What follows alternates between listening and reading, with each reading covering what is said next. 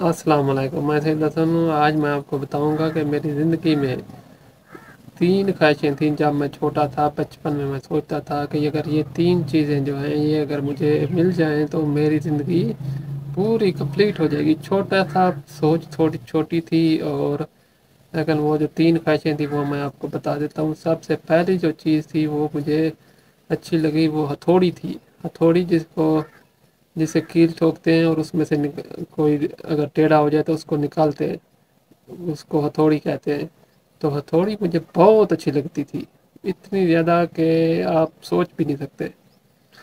अब इससे क्या मतलब नज़र आता है कि मैं हार्ड वर्क को बहुत पसंद करता था। नंबर 2 पे जो चीज़ मुझे सबसे ज़्यादा अच्छी लगती थी वो थी साइकिलिंग। साइकिल होता है ट्राई साइकिल, जिसको आज आज के दौर में कहते हैं 3 पहियों वाली साइकिल।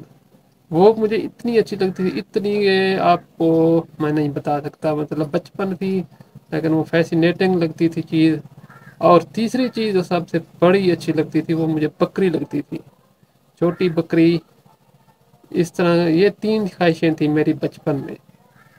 अब इन चीज़ों को जब मैंने बड़े होकर देखा तो ये चीज़ें मुझे मिली तो सही बचपन में, लेकिन एक वक्त में तीनों इकट्ठी नहीं मिली कभी भी।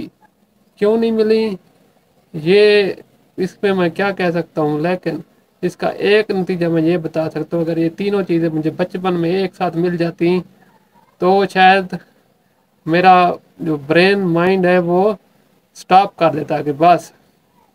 लेकिन जैसे जैसे आगे बढ़ते गए तो फिर आपकी सोच भी बढ़ती जाती है।